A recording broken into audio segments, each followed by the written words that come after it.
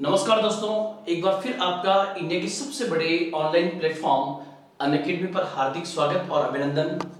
आज हम आधुनिक भारत के इतिहास की क्लास में एक और महत्वपूर्ण टॉपिक पढ़ने के लिए जा रहे हैं जो आपके प्री एग्जाम के पॉइंट से महत्वपूर्ण साबित हो सकता है। आज हमारा जो टॉपिक है वो बेसिकली है क्रिप्स मिशन। आज जो टॉपिक है वो क्रिप्स मिशन है। क्रिप्स मिशन जो मार्च 1942 में भारत में आएगा। मार्च 1942 में क्रिप्स मिशन इंडिया में आएगा। उसके बारे में सबसे पहले समझने से पहले कि क्रिप्स मिशन भारत में क्यों आ रहा है, उसकी पृष्ठभूमि को देखना बहुत जरूरी है। अब क्रिप्स मिशन क्यों आएगा, उसकी पृष्ठभूमि देखने के लिए सबसे पहले हमें इसके 2 साल पहले के समय को देखना पड़ेगा। अब 2 साल पहले का टाइमिंग क्या है, तो वर्ष 2000 पहले सितंबर 1939 में, सितंबर 1939 में सेकेंड वर्ल्ड वार शुरू हो गया। सितंबर 1939 में सेकेंड वर्ल्ड वार शुरू हो गया जब जर्मनी ने पोलैंड पर हमला किया था। उसी के साथ मित्र राष्ट्रों और धुरी राष्ट्रों के मध्य एक युद्ध शुरू हो चुका है। तो यहां मैंने लिखा मित्र राष्ट्र वर्सेस धुरी राष्ट्र। तो यहां पे मित्र राष्ट्रों में उस समय जो देश थे वो शुरुआत में थे ब्रिटेन और फ्रांस। फिर आवश्यकताओं के अनुरूप जल्दी ही इस खेमे में अमेरिका भी शामिल हो गया। और जब जर्मनी ने यूएसआर पर हमला किया, सोवियत संघ पे हमला किया, तो फिर सोवियत संघ भी इस खेमे में आ गया। तो एक यहां पर आ गया यूएसएसआर। जो धुरी राष्ट्र थे जिसको हम एक्सिस कंट्री कहते हैं, धुरी राष्ट्र, उन धुरी राष्ट्रों में थे जर्मनी, इटली और जापान। जर्मनी, इटली और जापान, ये धुरी राष्ट्रों में थे। अब यहां पर आप समझने का प्रयास करना कि सबसे पहले जर्मनी ने पश्चिमी यूरोप पे हमला किया। जब पश्चिमी यूरोप पे हमला किया तो ब्रिटेन, फ्रांस, ये तमाम देश एकजुट हुए। लेकिन जल्दी ही जब जर्मनी के साथ साथ जापान बहुत मुखर होगा और जापान क्या करेगा कि भारत का ये जो हिस्सा है जो भारत के पूर्व में है, इसी को हम कहते हैं दक्षिण पूर्वी एशिया। ये जो साउथ ईस्ट एशिया है, इस साउथ ईस्ट एशिया और फिर यहां से ये चाइना और यहां पर ये जापान है, यहां पर ये जापान है। तो तेज गति से जापान जो है इस ओर बढ़ेगा और जापान तेज गति से इस ओर बढ़ करके, जापान जब तेज गति से बढ़ेगा तो जापान ने पूर्वी एशिया में और दक्षिण पूर्वी एशिया में जो ब्रिटेन के उपनिवेश थे उन पर हमला करना शुरू कर दिया।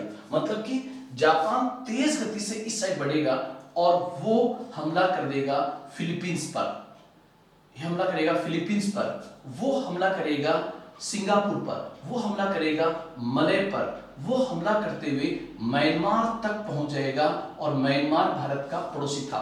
अच्छा, आपके दिमाग में क्वेश्चन आएगा कि सर फिलीपींस पर, सिंगापुर पर, म्यांमार पर, इन जगहों पर हमला क्यों कर रहा था? कौन?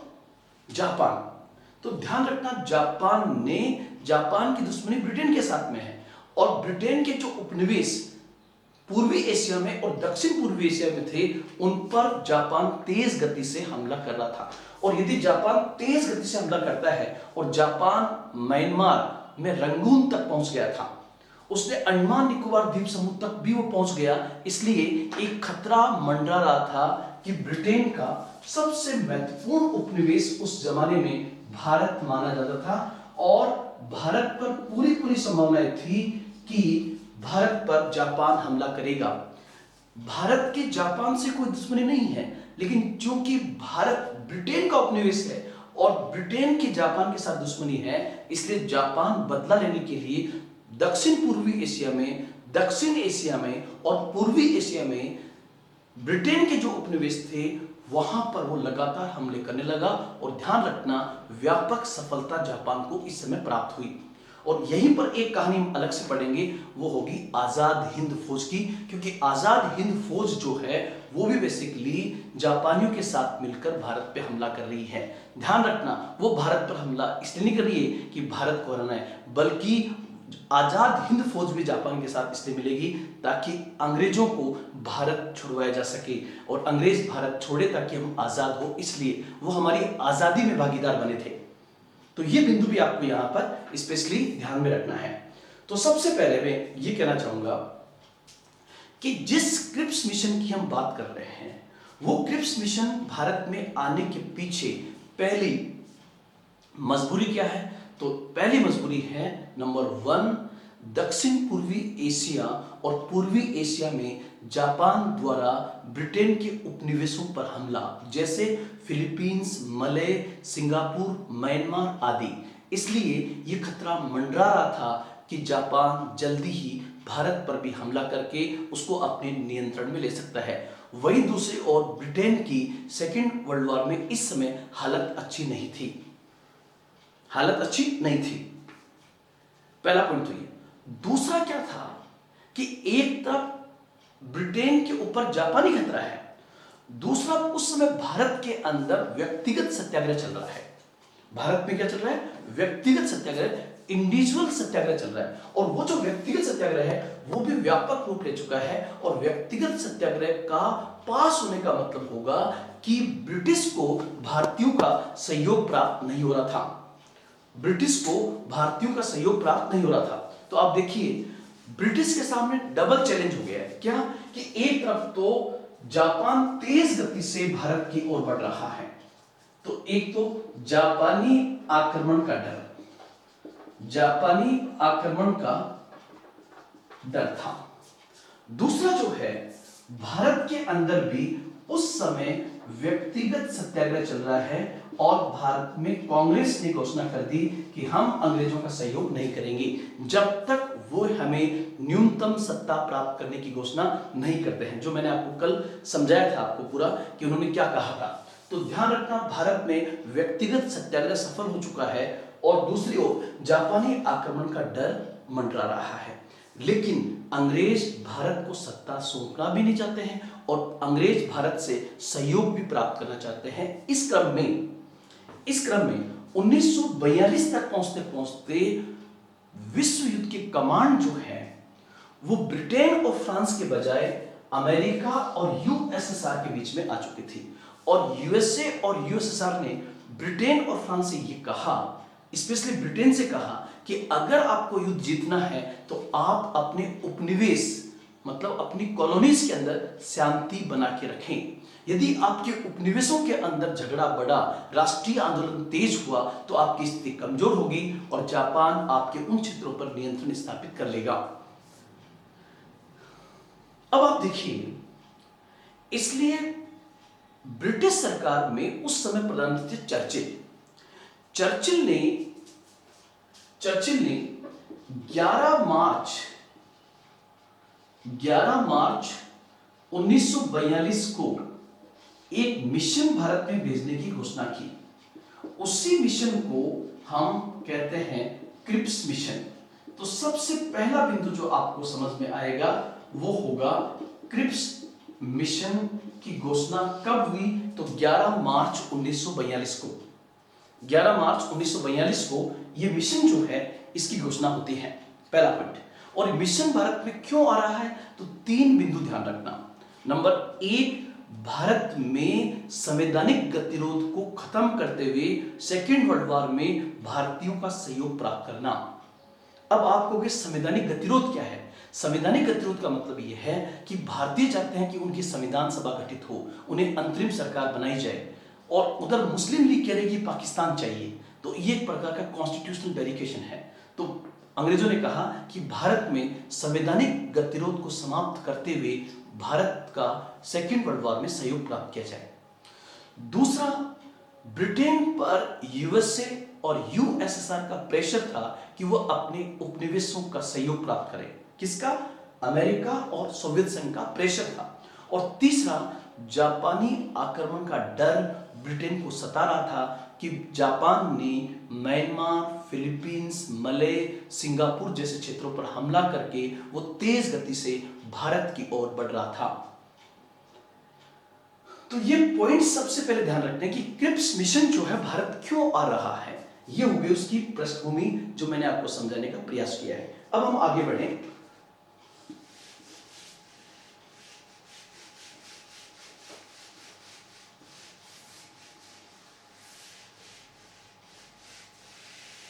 आगे बढ़ने के बाद सबसे पहले क्रिप्स मिशन की घोषणा कब हुई? 11 मार्च 1942 को। ये घोषणा कौन करता है? तो उस समय प्रधानमंत्री था चर्चिल, जो ब्रिटिश पीएम था वो इसकी घोषणा करता है। चर्चिल किस पार्टी से था? जो चर्चिल जो था वो बेसिकली कंजर्वेटिव पार्टी से था। चर्चिल किस पार्टी से था? उत्तर होगा वो कंजर्वेटिव पार्टी से था। अब जिसको भेज रहा है वो कौन है? वो बेसिकली है क्रिप्स मिशन का जो लीडर है वो है सर स्टेफर्ड क्रिप्स। ध्यान रखना, क्रिप्स 2 बार इंडिया में आता है।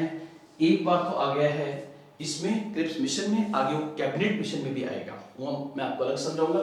तो सर स्टेफर्ड क्रिप्स जो है वो उसकी भूमिका 2 बार इंपॉर्टेंट रही है, एक तो क्रिप्स मिशन में और एक कैबिनेट मिशन के अंदर। लेकिन आपसे पूछे कि क्रिप्स मिशन का नेता सर स्टेफर्ड क्रिप्स किस पार्टी का था, तो सर स्टेफर्ड क्रिप्स जो था वो बेसिकली किस पार्टी से था? तो ये लेबर पार्टी का नेता था। किस पार्टी का नेता था? लेबर पार्टी का। वो बेसिकली लेबर पार्टी का नेता था sir Stafford Cripps, Labour party का नेता था।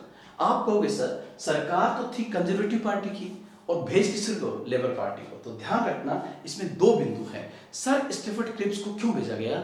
एक तो ब्रिटेन के अंदर जो ब्रिटेन की युद्ध सलाहकार काउंसिल थी, वार एडवाइजरी काउंसिल थी, उस वार एडवाइजरी काउंसिल का एक मेंबर था सर स्टेफर्ड क्रिप्स।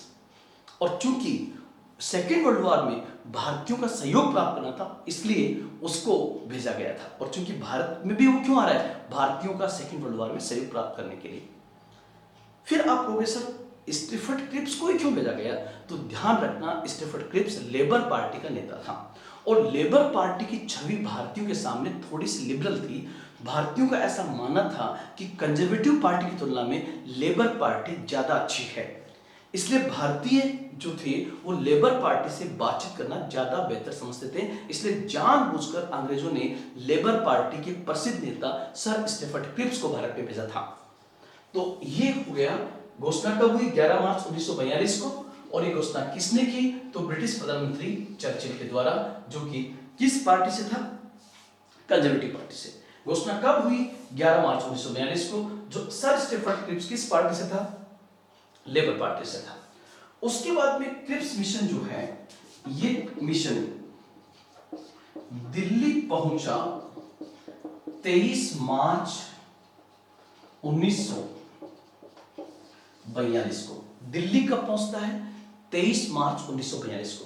जब क्रिप्स मिशन दिल्ली पहुंचता है तो हालांकि भारतीय विरोध तो कर रहे थे, लेकिन भारतीयों को यह अपेक्षा थी कि हो सकता है कि कोई बड़ा रिपोर्ट लेकर वो आए और उससे भारतीय संतुष्ट हो जाए। तो क्रिप्स जो था वो भारत में कांग्रेस से भी बात करता है, गांधी जी से बात करता है, मुस्लिम लीग से भी बात करता है, लिबरल पार्टी से भी बात करता है। मतलब भारत के जितनी पार्टियां थी उस समय उनकी मुख्य पार्टियों से बातचीत करता है। और बातचीत करने के बाद में वो 30 मार्च, कुछ बुक्स में 31 मार्च लिखा हुआ है, 30 मार्च 1942 को क्रिप्स अपनी रिपोर्ट प्रस्तुत करता है। और इसी रिपोर्ट को इतिहास में क्रिप्स प्रस्ताव कहते हैं। क्रिप्स प्रपोजल क्या था? क्रिप्स प्रस्ताव पेश करता है भारत के अंदर। ये क्रिप्स प्रपोजल क्या था? क्रिप्स ने अपनी रिपोर्ट में क्या कहा? तो ये बिंदु ध्यान में रखने के लिए हमें थोड़ा आगे बढ़ना होगा।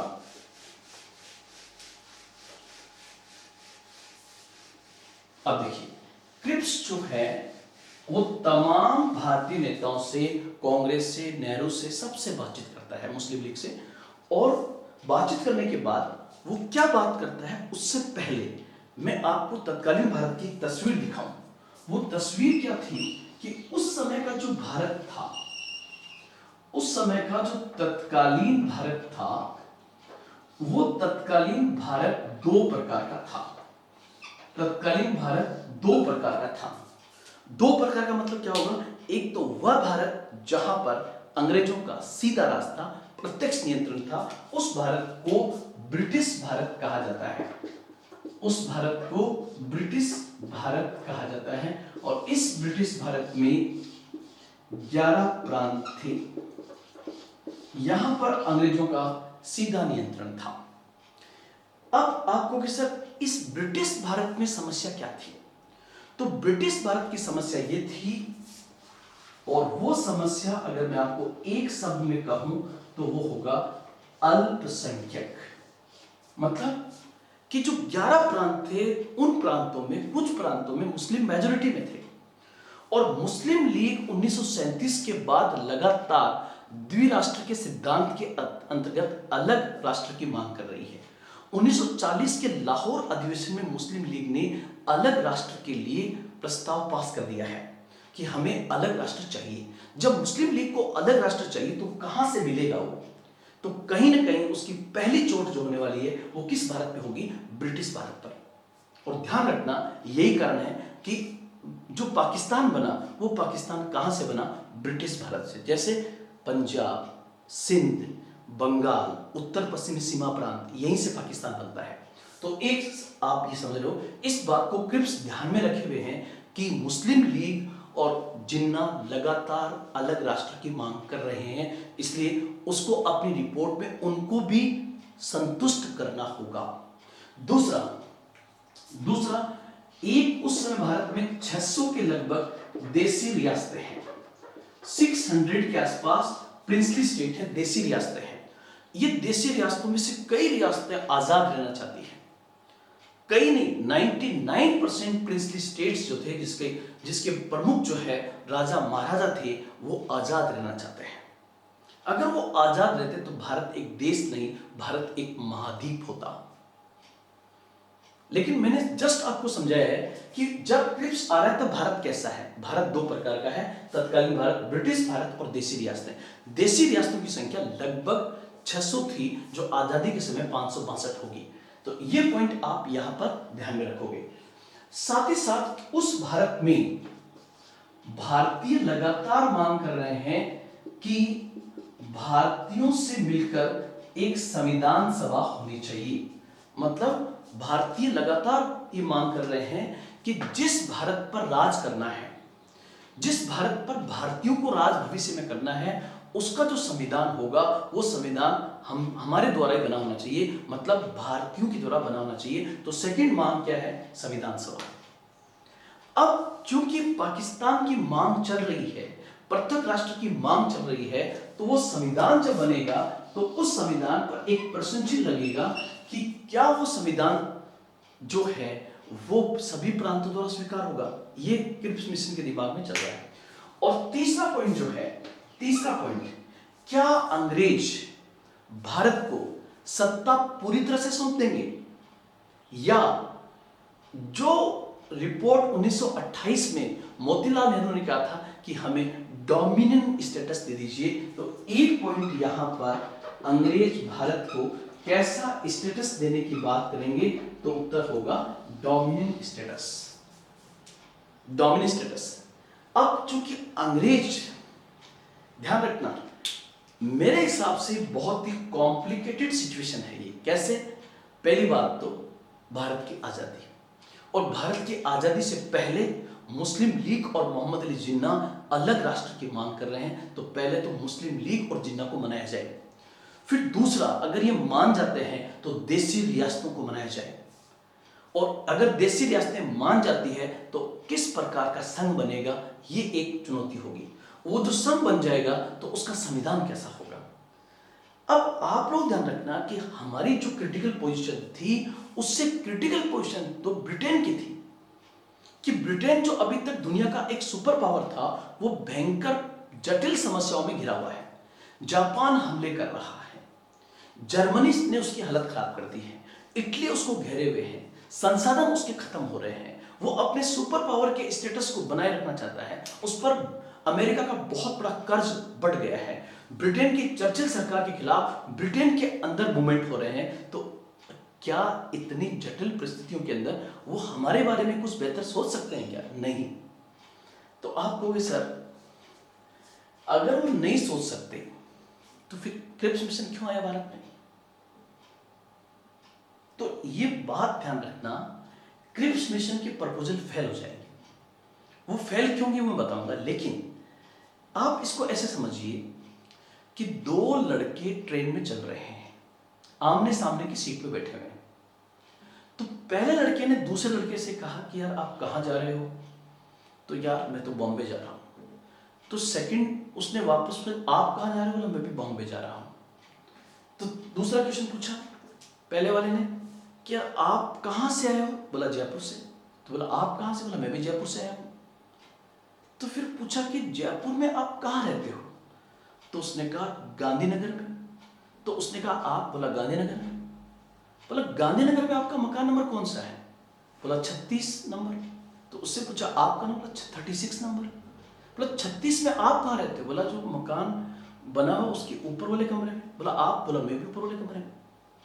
बोला आपकी चारपाई किधर है? बोला मेरी इस साइड में। बोला आपकी? बोला मेरी इस साइड में। तो वहां एक आदमी बैठा हुआ था।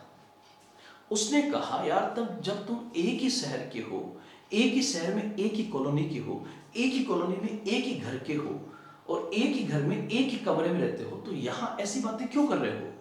तो उन दोनों ने उसको जवाब दिया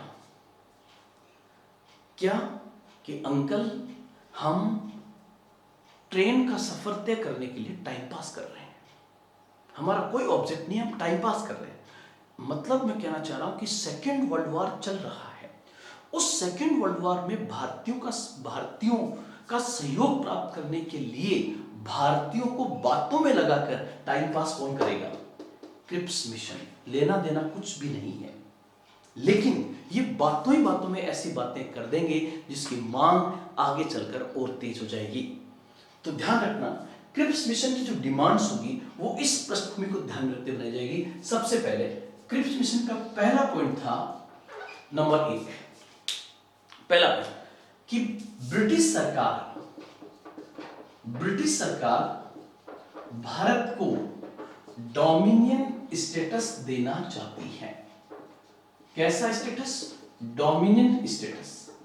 और डोमिनियन स्टेटस का मतलब क्या होगा कि सत्ता भारतीयों को सौंप दी जाएगी, लेकिन संप्रभुता अब भी ब्रिटेन के पास रहेगी।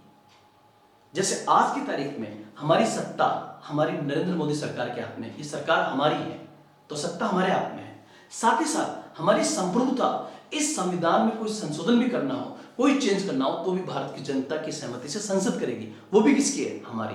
लेकिन यहां पर सत्ता तो हमारे हाथ में होगी, लेकिन संप्रभुता उनके हाथ में होगी। किसके हाथ में? ब्रिटिश के हाथ में। तो इस व्यवस्था को हम क्या कहते हैं? Dominion status. तो ब्रिटिश सरकार ने क्रिप्स मिशन से माध्यम से क्या कहा कि ब्रिटिश सरकार क्या देना चाहती है? भारत को डोमिनियन स्टेटस देना चाहती है। आप मुझे बताओ कि जैसे डोमिनियन स्टेटस का नाम लिया जाएगा, स्पष्ट रूप से डोमिनियन स्टेटस की बात किस में की जा रही है? उत्तर होगा क्रिप्स मिशन के अंदर। स्पष्ट रूप से कि ब्रिटिश सरकार ने मानस बना लिया है, मन बना लिया है, संकल्प ले लिया है। ये किसमें कहा गया था? क्रिप्स मिशन 1942 के अंदर। अब जब क्रिप्स मिशन में बात कही गई डोमिनियन स्टेटस के, तो आप मुझे बताइए कि क्या भारतीय इसे स्वीकार करेंगे? इसी पर हम चर्चा करेंगे। नंबर 1। नंबर 2, इन्होंने कहा ब्रिटिश भारत और देशी रियासतों को मिलाकर, ब्रिटिश भारत एवं देशी रियासतों को मिलाकर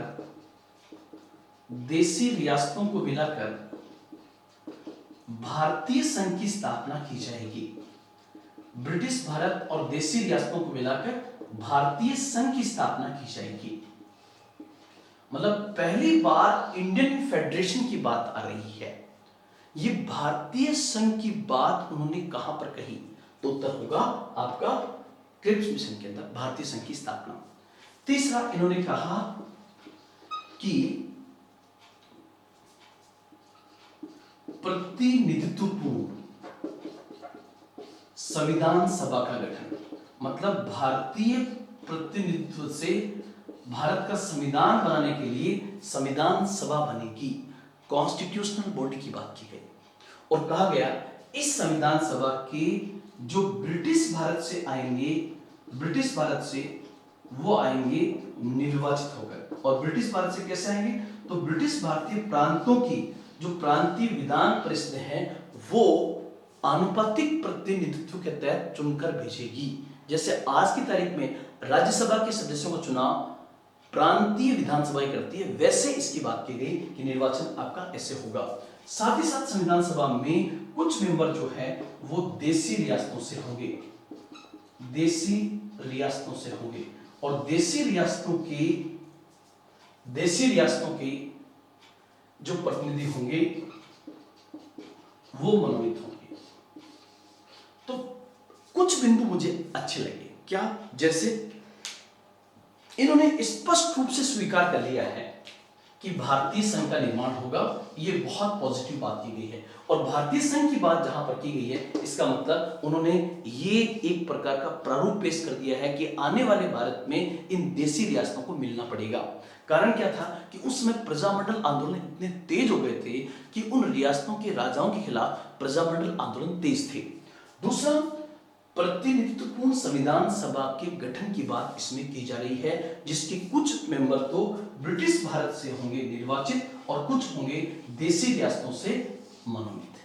देशी रियासतों से मनोनीत होंगे, देशी रियासतों से मनोनीत होंगे। और अब देखिए आप, कई समस्याओं का समाधान हो भी रहा और कई नहीं हो रहा है। चौथा बिंदु जो है वो कौन सा है? जिन्ना अलग राष्ट्र मांग कर रहा है तो उसको संतुष्ट करने के लिए क्रिप्स कुछ तो करेगा, नहीं तो वो सहयोग नहीं करेगा। इसलिए यहां पर क्या बिंदु रखा गया? देखिए, बिंदु को सुनना और वही चौथा पॉइंट होगा आपका। फोर्थ पॉइंट जो था, फोर्थ पॉइंट किसका? क्रिप्स मिशन का। वो फोर्थ पॉइंट ये कहा गया कि प्रतिनिधित्वपूर्ण संविधान सभा जिस संविधान को तैयार करेगी, जिस संविधान को तैयार करेगी,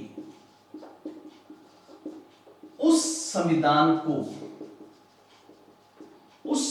को नंबर 1 ब्रिटिश सरकार, उस संविधान को ब्रिटिश सरकार तभी स्वीकार करेगी जब उस संविधान में अल्पसंख्यकों की सुरक्षा की बात की गई हो। अगर अल्पसंख्यकों की उचित सुरक्षा की व्यवस्था नहीं की गई तो ब्रिटिश सरकार स्वीकार नहीं करेगी। तो पहला, अल्पसंख्यकों की सुरक्षा। आप देखो यहां पर इन सब के आगे आप एक स्टार लगा देना। ये स्टार क्या है?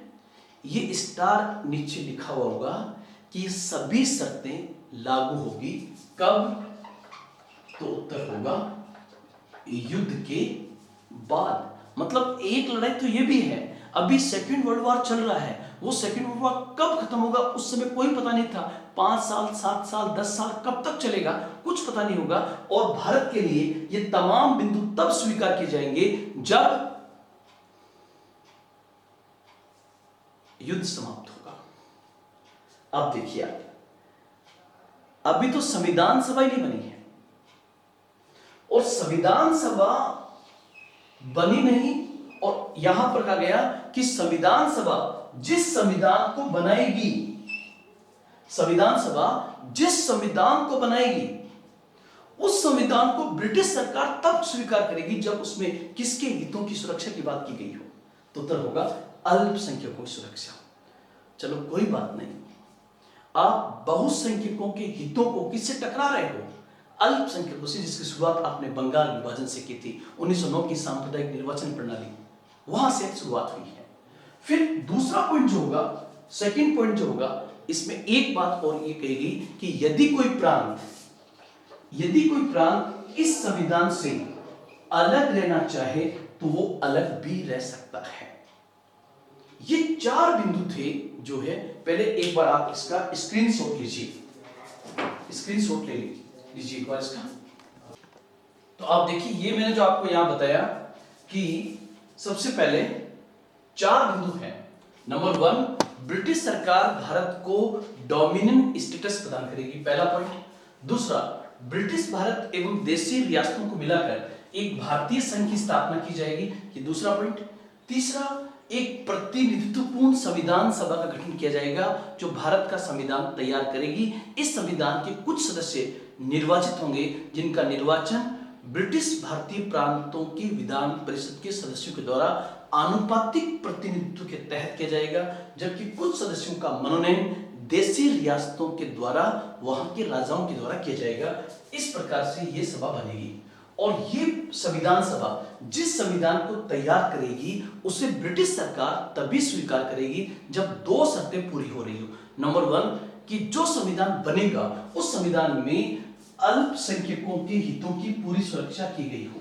मतलब ब्रिटिश सरकार उस संविधान को तभी स्वीकार करेगी जब उसमें अल्पसंख्यकों के हितों की बात कही गई हो। और दूसरा, अगर कोई प्रांत अलग रहना चाहे तो वो अलग भी रह सकता है। यहां पर यह भी क्लियर नहीं है कि यहां प्रांत का मतलब क्या है, अर्थात वो मुस्लिम लीग को खुश करना चाह रही है कि आप अलग रहना चाहो तो संविधान से अलग रह सकते हो और आप अपना अलग संविधान भी बना सकते हो। और जायज सी बात है, अगर वो कोई प्रांत अलग संविधान बना सकता है तो देशी रियासतों को भी कहीं ना कहीं ये संदेश जा रहा है कि आप चाहो तो अलग रह सकते हो। तो सबसे पहले तो क्रिप्स मिशन कब आया? तो 11 मार्च 1942 को घोषणा हुई, 23 मार्च को दिल्ली पहुंचा और 30 मार्च 1942 को, कुछ जगह पे 31 मार्च दिया हुआ है, 30 मार्च 1942 को वो अपनी रिपोर्ट जारी करता है। उसकी रिपोर्ट के मुख्यतः 4 बिंदु थे जो मैंने आपको बढ़िया तरीके से समझाए। नीचे स्टार करके लिखा हुआ था क्या कि ये तभी सभी शर्तें तब लागू होगी जब युद्ध समाप्त हो जाएगा, अर्थात युद्ध के बाद में किया जाएगा। अब जैसे मान लो कि आपने किसी को पैसे उधार दे रखे हैं और जिसको पैसे उधार दे रखे हैं वो आईएएस की तैयारी करता है, तो आपने जब उससे पैसे वापस मांगे तो उसने क्या जवाब दिया कि यार देख, अभी बार बार परेशान मत कर, अभी कोविड-19 चल रहा है।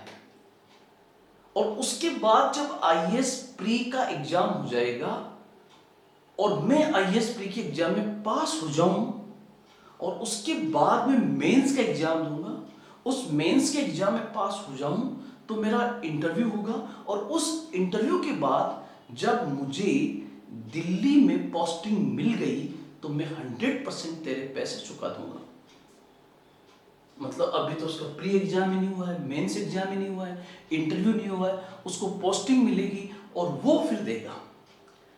मतलब ये कह रहा है कि डोमिनियन स्टेटस मिल जाएगा, भारतीय संघ बन जाएगा, लेकिन ये सब तो बनेगा युद्ध के बाद। युद्ध के बाद संविधान सभा बनेगी, वो संविधान सभा संविधान तैयार करेगी, वो संविधान जो तैयार होगा उस संविधान को ब्रिटिश सरकार तब स्वीकार करेगी जब उसमें अल्पसंख्यकों के हितों की सुरक्षा की बात की गई हो। तो अब जैसे ही ये मिशन का प्रपोजल सामने आएगा तो यहां पर प्रतिक्रिया आएगी और प्रतिक्रिया में गांधी जी ने इसे एक पोस्ट डेटेड चेक कहा, मतलब आगे की तारीख का एक चेक कहा, पोस्ट डेटेड चेक कहा। इसी के साथ साथ नेहरू भी कहते हैं कि ये एक ऐसा चेक है जिसका बैंक ही खत्म होने वाला है। मतलब आप एक ऐसे बैंक का चेक दे रहे हो जो बैंक ही खत्म होने वाला है। कहने का मतलब यहां पर हुआ कि ये एक प्रकार की कमेंट है नेहरू के द्वारा कि जो सरकार ये हमें आश्वासन दे रही है वो सरकार ही खत्म हो जाएगी, देखना सेकेंड वर्ल्ड वॉर के बाद। मतलब कहीं ना कहीं नेहरू वर्तमान भारत की स्थिति के साथ साथ ब्रिटिश सरकार की स्थिति का भी तुलनात्मक अध्ययन यहां पर कर रहे हैं। कुल मिलाकर आपसे पूछे कि कांग्रेस की क्या प्रतिक्रिया रही, तो उत्तर होगा कांग्रेस ने क्रिप्स मिशन को अस्वीकार कर दिया, क्योंकि नेहरू ने यह भी कहा कि क्रिप्स मिशन के प्रस्ताव को यदि स्वीकार कर लिया जाए तो क्रिप्स मिशन भारत के एक विभाजन के नहीं बल्कि सैकड़ों विभाजन की अनुमति प्रदान करता है, क्योंकि इसने स्पष्ट रूप से कहा है कि यदि कोई प्रांत संविधान को स्वीकार न करना चाहे तो वो अलग रह सकता है। तो जवाहरलाल नेहरू ने कहा कि ये कई सैकड़ों विभाजन की ओर संकेत करता है। दूसरी ओर मुस्लिम लीग ने भी इसको अस्वीकार कर दिया, क्योंकि मुस्लिम लीग 1940 में ही पृथक राष्ट्र का प्रस्ताव पास कर चुकी है और उसे पाकिस्तान से कम किसी मांग पर वो सहमत नहीं होने वाली है। इसलिए कांग्रेस और मुस्लिम लीग दोनों ने ही इसको अस्वीकार कर दिया, इसलिए क्रिप्स मिशन फेल हो गया। अब एक चीज का आपको ध्यान रखना है, आपसे पूछे कि क्रिप्स मिशन का रियल ऑब्जेक्ट क्या था। क्या वो भारत में संविधान सभा का निर्माण करने आए थे? क्या भारत को डोमिनियन स्टेटस देने आए थे? नहीं, ये बातें तो भारतीय पहले ही खारिज कर चुके हैं। उसका मुख्य लक्ष्य था भारतीयों को बातों में लगाकर और भारतीयों को आश्वासन देकर, भारतीयों को झूठी घोषणाओं में फंसाकर सेकेंड वर्ल्ड वॉर में सहयोग प्राप्त करना। और आप देखिए उसमें ब्रिटिश कितने प्रेशर में है, इसके बावजूद भी ब्रिटिश ने डोमिनियन स्टेटस की बात की है, आजादी की बात तो यहां पर भी नहीं की है। लेकिन कुल मिला के मैं आपको कहना चाहूंगा कि इस प्रकार क्रिप्स मिशन फेल हो गया। और जब क्रिप्स मिशन फेल हुआ और जिस प्रकार से ब्रिटिश की दिल की भावनाओं का पता गांधी जी को, कांग्रेस को, नेहरू को लगा, इससे उनकी उत्तेजनाएं और अधिक बढ़ गई। तो इसके बाद क्या होगा, तो क्रिप्स मिशन के बाद भारत में असंतोष तेज गति से बढ़ा और असंतोष जब तेज गति से बढ़ा तो इन्हीं परिस्थितियों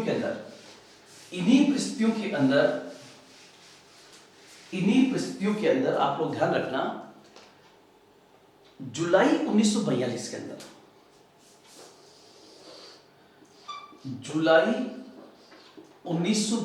के अंदर कांग्रेस वर्किंग कमेटी की बैठक वर्धा में हुई, वर्धा बैठक हुई और इस बैठक में नेतृत्व कर रहे थे गांधी जी मतलब गांधी सर्वे सर्वा है। तो गांधी ने कांग्रेस की वर्धा बैठक में ये कहा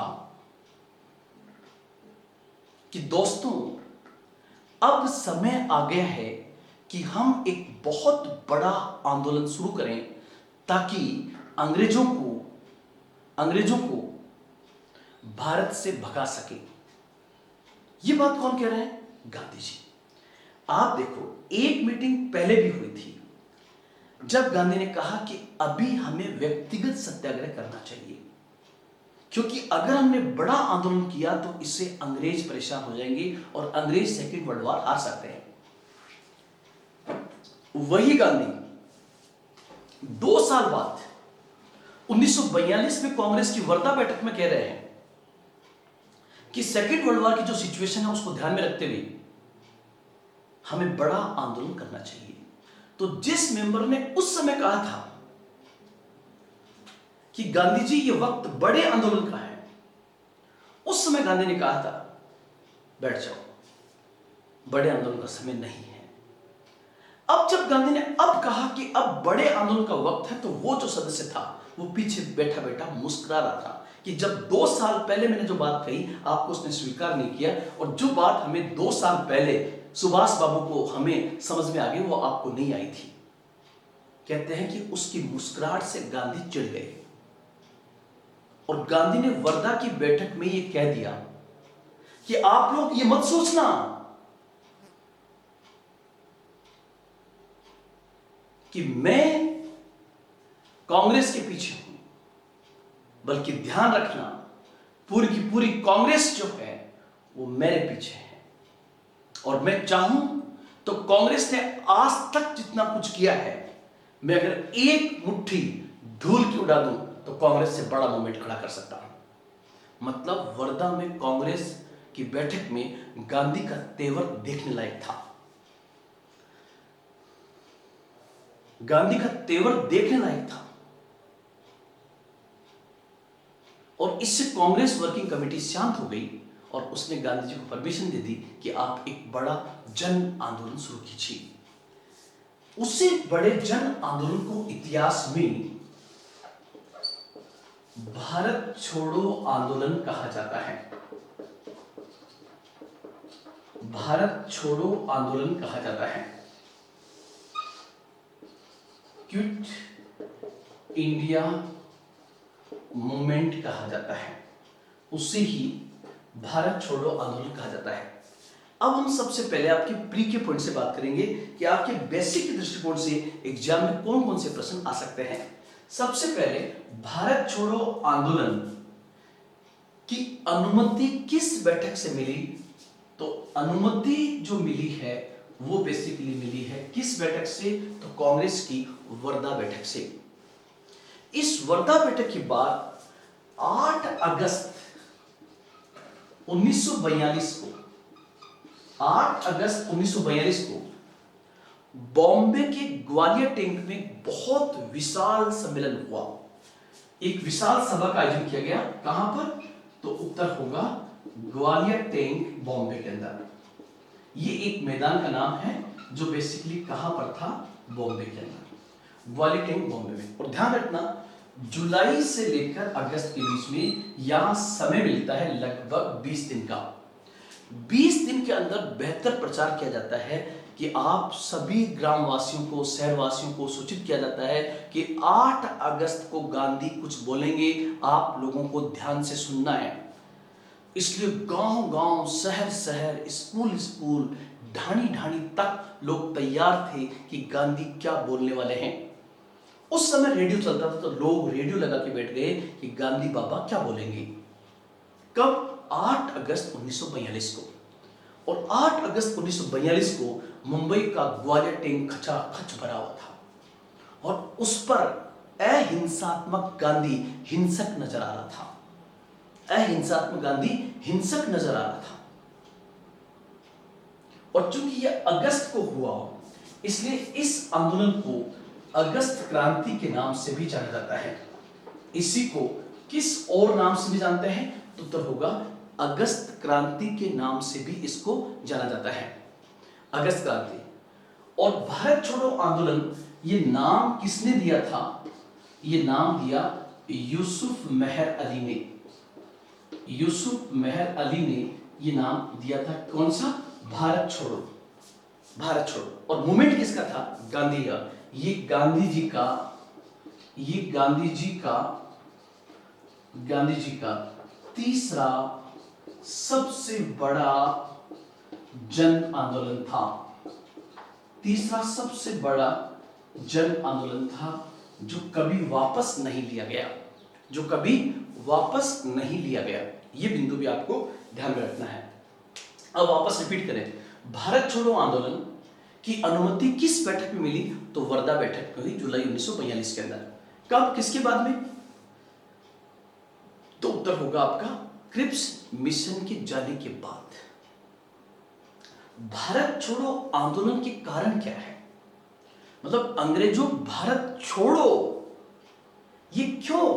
तो सबसे पहले पहला बिंदु तो आप ध्यान रखना, पहला पॉइंट होगा क्रिप्स मिशन के प्रस्ताव से संतुष्ट ना होना।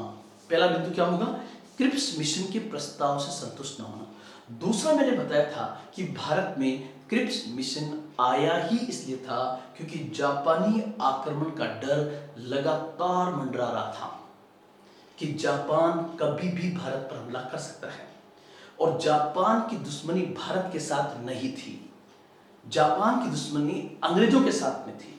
और जापान भारत पर हमला केवल एक ही पोजीशन में नहीं करेगा, जब अंग्रेज भारत में नहीं होंगे। इसलिए अंग्रेजों भारत छोड़ो। और भारत को आजादी तभी मिलेगी जब अंग्रेज भारत छोड़ेंगे। इसलिए यहां पर नाम क्या दिया गया? भारत छोड़ो। तो दूसरा जो होगा कारण इसका जापानी आक्रमण का डर, जापानी आक्रमण का डर। और तीसरा आंदोलन का कारण क्या है? तो परिपक्व होता राष्ट्रीय आंदोलन, परिपक्व होता हुआ राष्ट्रीय आंदोलन। ये बिंदु भी यहां पर आप लोग ध्यान में रखोगे, परिपक्व होता हुआ राष्ट्रीय आंदोलन। अब उसके बाद हम आगे बढ़े तो 8 अगस्त 1942 को मैंने कहा कि मुंबई के ग्वालियर टैंक के अंदर अहिंसात्मक गांधी हिंसक नजर आ रहा था। और गांधी ने स्टेज पर से किसी पत्रकार ने पूछा कि गांधी आपकी क्या घोषणाएं होगी? तो गांधी ने कहा बैठ जाइए, मैं सभी को बताऊंगा। जब गांधी आतुर थे इस बात को बताने के लिए कि घोषणाएं क्या होगी, तो एक तो हम यहां पे देखेंगे गांधी की घोषणाएं क्या थी और एक गांधी ने क्या कार्यक्रम यहां पर घोषित किए, दोनों को हमें देखना चाहिए। अब सबसे पहले घोषणाएं, तो ध्यान रखना गांधी ने एक आवाज में 3 घोषणाएं की। 3 घोषणाएं की। अब वो 3 घोषणाएं गांधी की क्या थी? वो 3 घोषणाएं गांधी की थी, सबसे पहला अंग्रेजों भारत छोड़ो, मतलब गांधी की पहली घोषणा है अंग्रेजों भारत छोड़ो, ये गांधी की पहली घोषणा है। और गांधी ने यहां पर यह भी कहा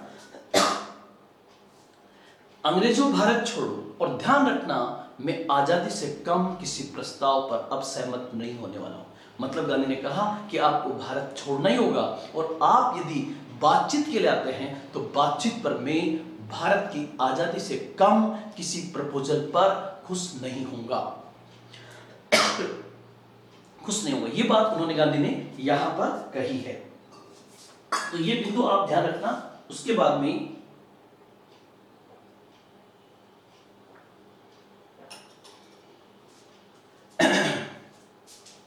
अंग्रेजों भारत छोड़ो। दूसरा जो उन्होंने कहा करो या मरो। करो या मरो का मतलब क्या होगा?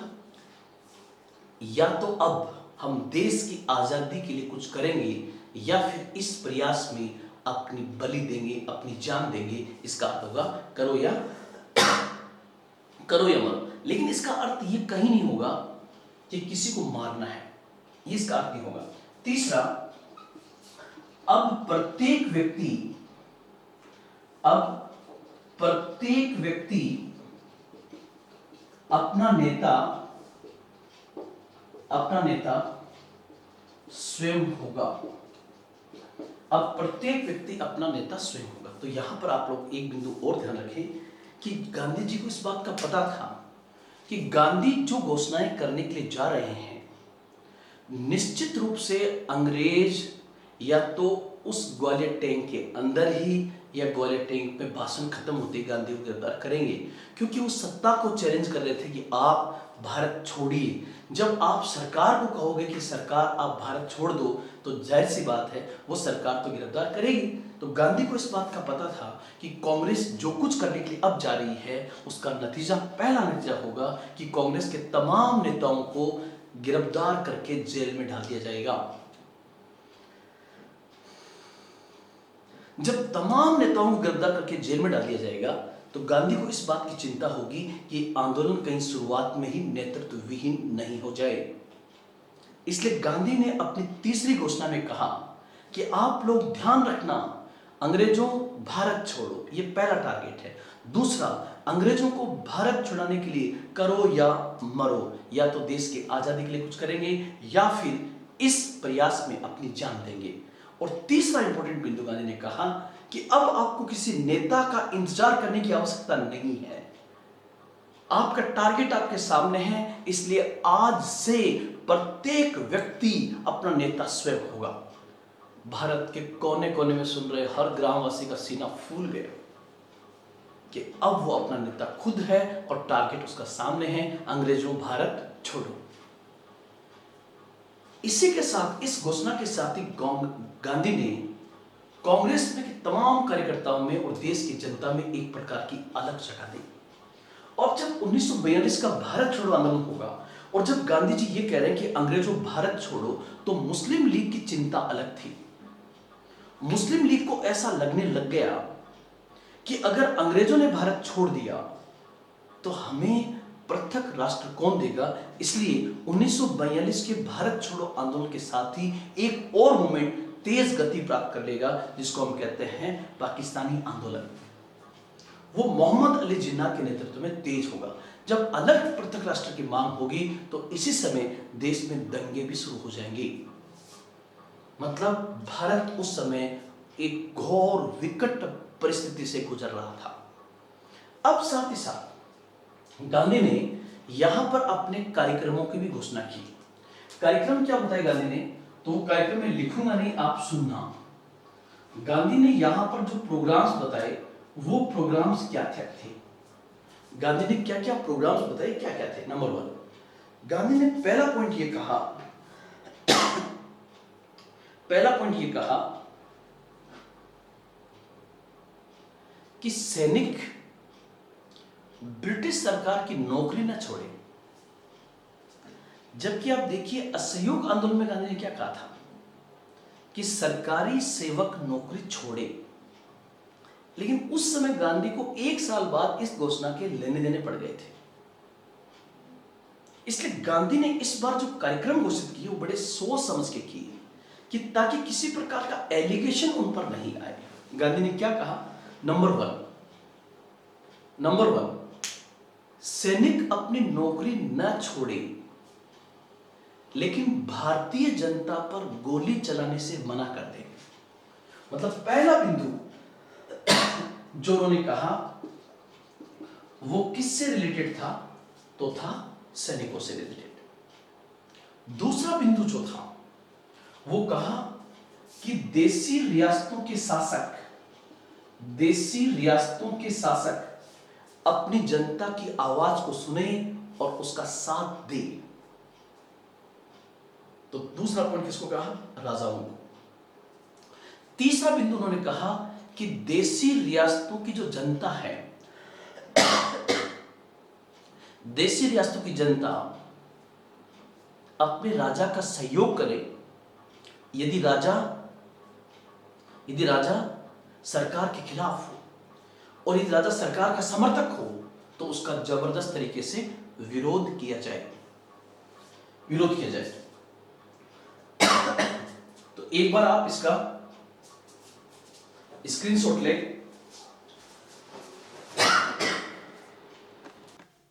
तो देखो आपने इस पूरे ग्राफ को देखा, यहां पे जुलाई 1942 के अंदर गांधी ने जो वर्धा बैठक की, उसके बाद जो भारत छोड़ो आंदोलन शुरू किया, उस भारत छोड़ो आंदोलन के कार्यक्रम क्या थे। गांधी ने कहा नंबर 1 सबसे पहले कि सैनिक जो है नौकरी न छोड़े, लेकिन गोली चलाने से मना कर दे। दूसरा इन्होंने कहा कि देशी रियासतों के शासक यदि अपनी जनता की संप्रभुता को स्वीकार करते हैं तो जनता उनका साथ दे। तीसरा उन्होंने देशी रियासतों की जनता से कहा कि आपका शासक यदि सरकार का विरोधी है तो आप उसका साथ दें। तीसरा जनता को कहा। चौथा जो बिंदु था वो किसानों से कहा कि आप जमींदार का साथ दें।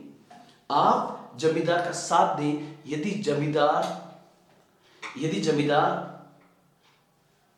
सरकार का विरोधी हो, यदि जमींदार सरकार का समर्थक हो तो आप भू राजस्व देने से मना कर दे। इसी प्रकार से कहा कि यदि छात्र पढ़ाई तभी छोड़े जब वो कॉन्फिडेंट हो कि पढ़ाई छोड़ने के बाद वे वापस पढ़ाई शुरू कर देंगे। जितने भी सरकारी सेवक हैं वो कांग्रेस के प्रति अपना समर्पण दिखाएं। मतलब इस बार गांधी के जो प्रोग्राम थे वो प्रोग्राम उनके अभी तक के जो प्रोग्राम थे उनसे काफी अलग थे। ये बात यहां पर स्पष्ट रूप से नजर आ रही है। तो यहां पर आप देखोगे सबसे पहले कि जुलाई 1942 में वर्धा में बैठक हुई जिसमें कांग्रेस वर्किंग कमेटी ने गांधी जी को एक बड़ा आंदोलन शुरू करने का परमिशन दे दी या अधिकार दे दिया। यहीं से गांधी एक आंदोलन शुरू करते हैं जिसको हम कहते हैं भारत छोड़ो आंदोलन। उस भारत छोड़ो आंदोलन का दूसरा नाम अगस्त क्रांति भी है। इसे भारत छोड़ो आंदोलन किसने कहा था, यूसुफ मेहर अली ने ये नाम दिया था। ये गांधी जी का तीसरा सबसे बड़ा जन आंदोलन था जिसे गांधी ने कभी वापस नहीं लिया। इसी प्रकार से इस आंदोलन की शुरुआत कहां से हुई तो 8 अगस्त 1942 को हुई। इस आधार पर इसे अगस्त क्रांति कहते हैं। 8 अगस्त को कहां पर हुआ तो ग्वालियर पे। यहां पर गांधी ने 3 बड़ी घोषणाएं की। अंग्रेजों भारत छोड़ो, दूसरा करो या मरो, और तीसरा अब प्रत्येक व्यक्ति अपना नेता स्वयं होगा। अब यहां पर कुछ क्वेश्चंस को हम देखें ताकि वो आपको समझ में और बेहतर तरीके से आए।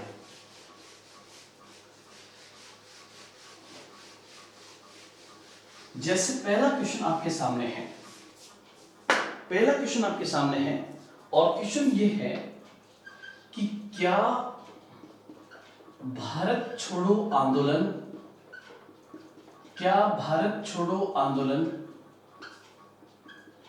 एक नेतृत्व विहीन आंदोलन था? क्या भारत छोड़ो आंदोलन एक नेतृत्व विहीन आंदोलन था? क्या भारत छोड़ो आंदोलन एक नेतृत्व विहीन आंदोलन था? अगर ये आपको देखना हो तो पहली बात तो ये क्वेश्चन उठाई क्यों कि वो नेतृत्व विहीन था, लीडरलेस था? वो इसलिए कि 8 अगस्त 1942 को जब गांधी ने घोषणा की कि अंग्रेजों भारत छोड़ो, तब ब्रिटिश सरकार ने तेज गति से कार्रवाई करते हुए गांधी जी को गिरफ्तार कर लिया और उन्हें नजरबंद कर दिया। कहां पर? तो आगा खां पैलेस के अंदर। आगा खां पैलेस कहां पर है? तो आगा खां पैलेस बॉम्बे में है। यहां पर गांधी जी के साथ में और कौन थी? तो उत्तर होगा सरोजनी नायडू। सरोजनी नायडू भी यहां पर थी। सरोजनी नायडू भी यहां पर थी। फिर डॉक्टर राजेंद्र प्रसाद जो है, डॉक्टर राजेंद्र प्रसाद को पटना में गिरफ्तार कर लिया गया। डॉक्टर राजेंद्र प्रसाद को पटना में गिरफ्तार कर लिया गया। साथ ही साथ कांग्रेस के बाकी जितने भी कद्दावर नेता जो बॉम्बे आए हुए थे, उन सबको बाकी नेताओं को गिरफ्तार करके अहमदनगर की जेल में बंद कर दिया गया। ये पूरी ट्रेन भरके गई थी और अहमदनगर की जेल में बंद कर दिया गया था। तो आप देखिए 8 अगस्त की नाइट तक ये सब घोषणाएं होती हैं और देर रात तक गांधी को गिरफ्तार करके बॉम्बे के आगा खां पैलेस में बंद कर दिया जाता है। जब बॉम्बे के आगा खां पैलेस में बंद करते हैं, उनके साथ में कौन थी? और सरोजनी नायडू। कांग्रेस के बाकी लीडर्स को गिरफ्तार करके और उन्हें अहमदनगर की जेल में बंद कर दिया गया था। इसलिए सुबह होते होते जब कांग्रेस के तमाम नेताओं को गिरफ्तार कर लिया गया तो ऐसा लगने लगा कि भारत छोड़ो आंदोलन एक नेतृत्व विहीन आंदोलन था। अब आपसे एग्जाम में क्वेश्चन पूछे तो वहां लिखने का तरीका क्या होगा? आप देखो, क्वेश्चन पूछा क्या भारत छोड़ो आंदोलन एक नेतृत्व विहीन आंदोलन था, और मान लीजिए कम से कम मैं शब्द लूं किसी भी एग्जामिनेशन पॉइंट से, तो मान लीजिए ये 150 शब्दों में मुझे लिखना है 150 वर्ड्स में, तो कैसे लिखूंगा मैं कहूंगा 1942 का भारत छोड़ो आंदोलन भारतीय राष्ट्रीय आंदोलन का अंतिम और गांधी जी के नेतृत्व में चलाया गया अंतिम जन आंदोलन था। 8 अगस्त 1942 को गांधी ने 3 बड़ी घोषणाएं की कि अंग्रेजों भारत छोड़ो, करो या मरो एवं प्रत्येक व्यक्ति अपना नेता स्वयं होगा। गांधी की इन घोषणाओं से 8 अगस्त की देर रात और 9 अगस्त की सुबह तक कांग्रेस के बड़े नेताओं को गिरफ्तार करके अहमदनगर की जेल में बंद कर दिया गया। गांधी को आगा खां पैलेस में बंद किया गया। इससे यह प्रतीत होने लगा कि 1942 का भारत छोड़ो आंदोलन एक नेतृत्वहीन आंदोलन था। फिर हम पैरा चेंज करेंगे, परंतु सूक्ष्म दृष्टि से देखा जाए तो 1942 का भारत छोड़ो आंदोलन एक नेतृत्व विहीन आंदोलन नहीं था, क्योंकि इस आंदोलन के आरंभ में ही यह कह दिया गया था कि अब प्रत्येक व्यक्ति अपना नेता स्वयं होगा। यही कारण है कि कांग्रेस के तमाम बड़े नेताओं को गिरफ्तार करने के बावजूद भी यह पूरे हिंदुस्तान में फैल गया। उस समय राष्ट्रवाद देखने लायक था, राष्ट्रवादी हिलोरें उछट रही थी। इसी समय भूमिगत आंदोलन और समानांतर सरकारों की भी स्थापना की गई। साथ ही साथ इस आंदोलन का अंतिम परिणाम यह भी हुआ कि अंग्रेज भारत छोड़ने के लिए विवश हो गए। इतना स्पष्ट है कि 1942 का भारत छोड़ो आंदोलन ऊपरी स्तर पर नेतृत्व विहीन दिखाई देता है, परंतु वास्तविकता में इसमें प्रत्येक व्यक्ति अपना नेता स्वयं था, इसलिए इसे नेतृत्व विहीन आंदोलन नहीं कहा जा सकता। यह आपका इसमें उत्तर होगा।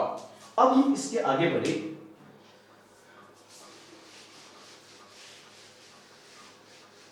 तो एक आपसे पूछे कि भारत छोड़ो आंदोलन की विशेषताएं क्या थी?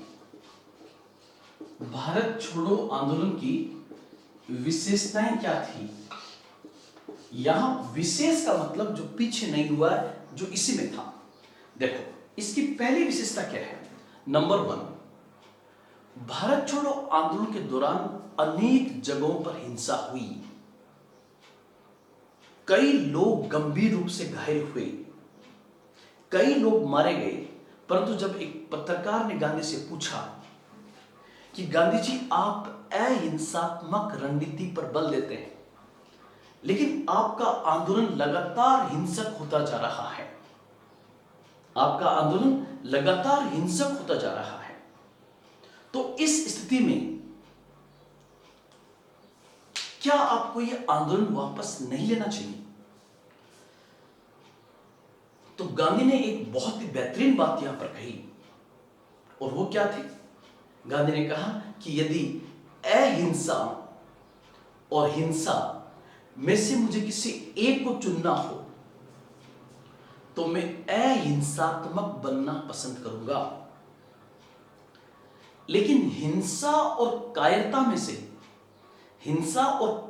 से किसी एक को चुनना हो तो मैं हिंसक बनना पसंद करूंगा। और अब यदि हमने अंग्रेजों के सामने अपने राष्ट्रीय आंदोलन को वापस लिया, अपने आजादी के सपने को वापस लिया, तो ये कायर बनने से ज्यादा कुछ नहीं होगा। इसलिए चाहे जितनी हिंसा हो जाए, मैं इस आंदोलन को वापस नहीं लूंगा, क्योंकि अब वापस लेना कायर बनने के समान होगा। तो यहां पर आप देखिए, गांधीवादी रणनीति में बदलाव आया है, और गांधी ने कायरता के बदले किसको चुनना पसंद किया? तो गांधी ने हिंसा को चुनना पसंद किया। ये बहुत इंपॉर्टेंट पॉइंट है। दूसरा, इसलिए इस आंदोलन के हिंसक होने के बावजूद भी गांधी ने इस आंदोलन को वापस से नहीं लिया। फिर सेकंड पॉइंट जो होगा वो था, इस आंदोलन के दौरान समानांतर, या मैं कहूं भूमिगत गतिविधियां चली। इस आंदोलन के दौरान क्या चली? भूमिगत गतिविधियां, जिसको हम कहते हैं अंडरग्राउंड एक्टिविटीज।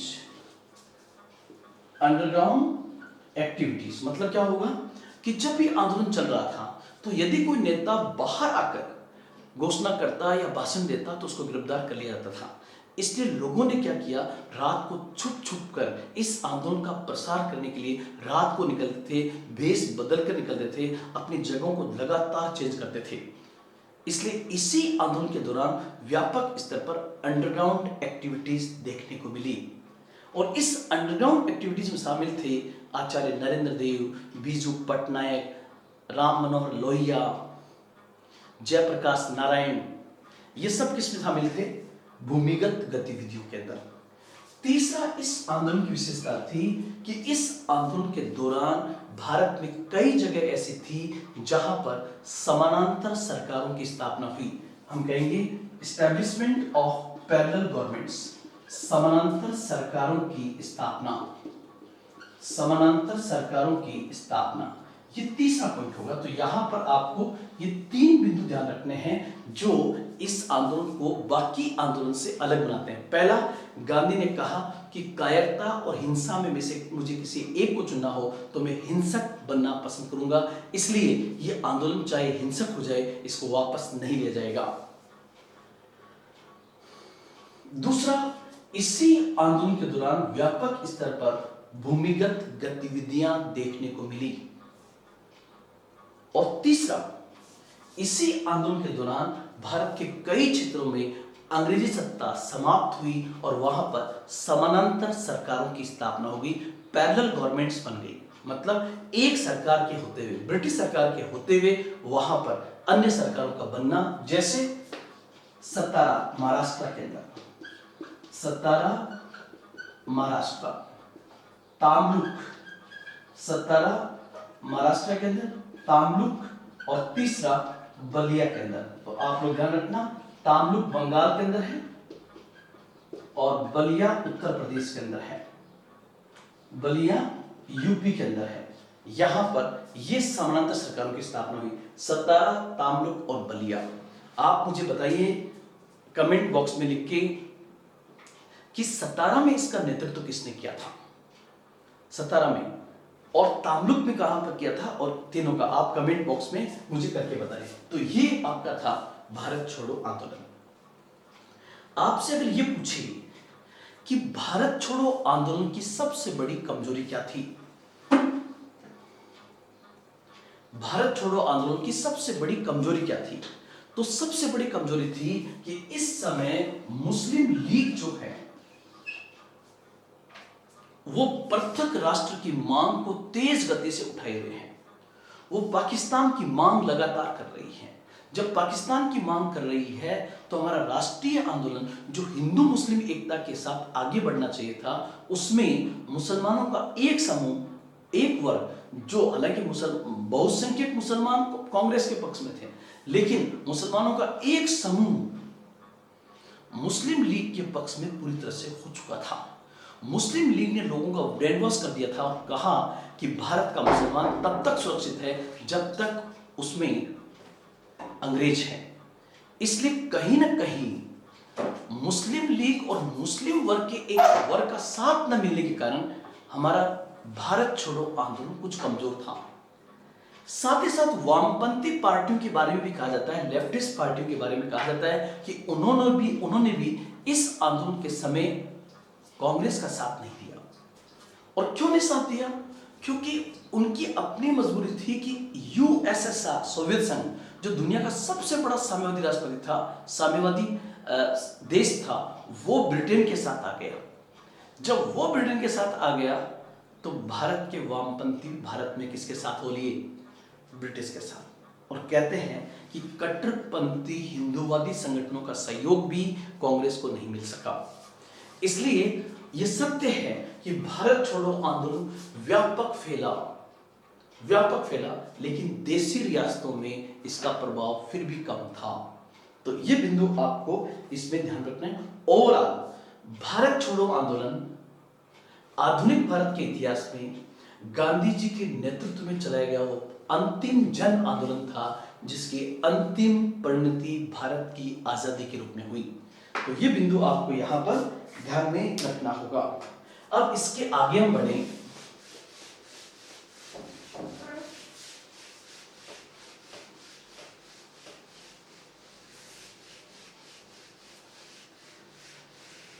तो एक बार के लिए थोड़ा पीछे से हम रिवीजन करते हैं और पॉइंट क्या होगा।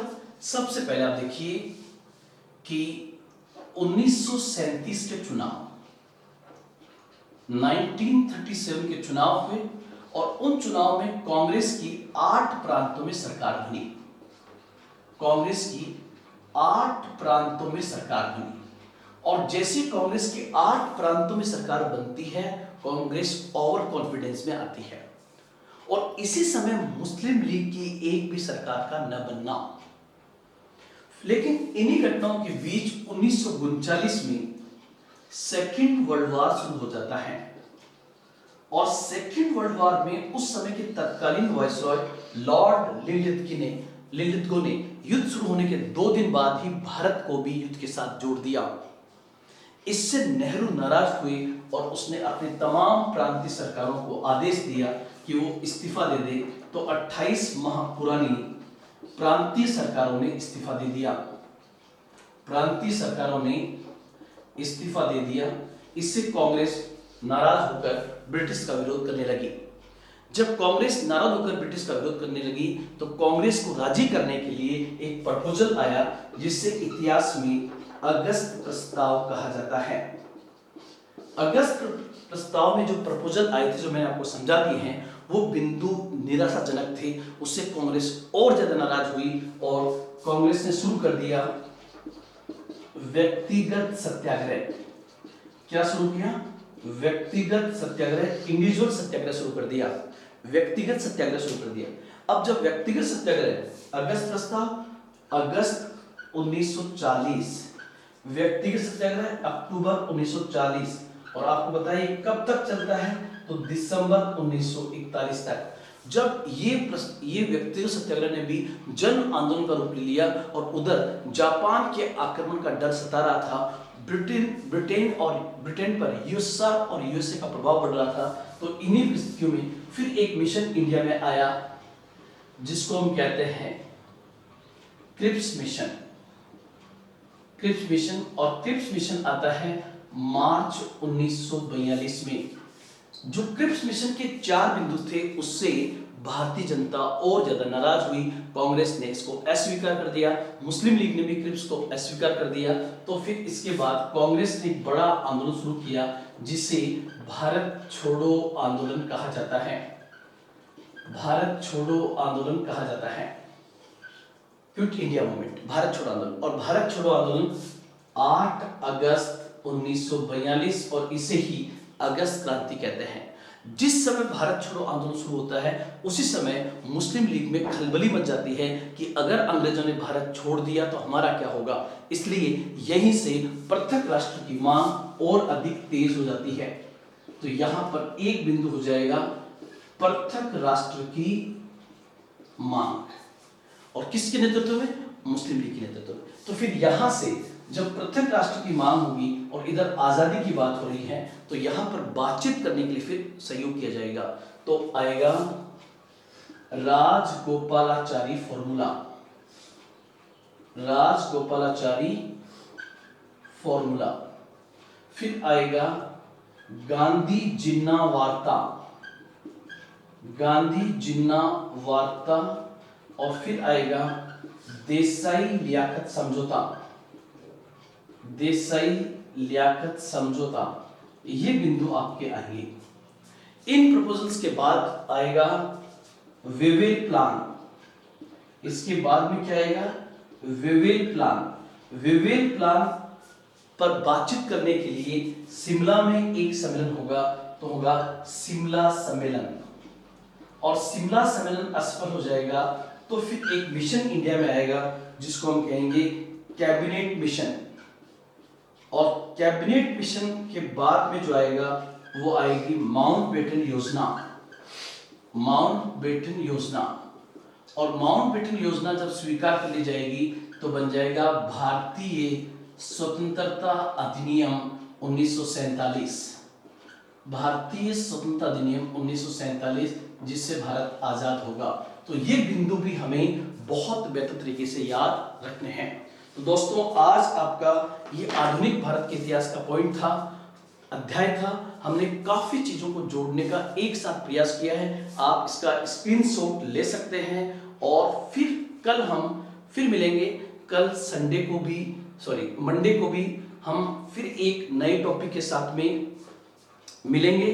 और तब तक जय हिंद, जय भारत।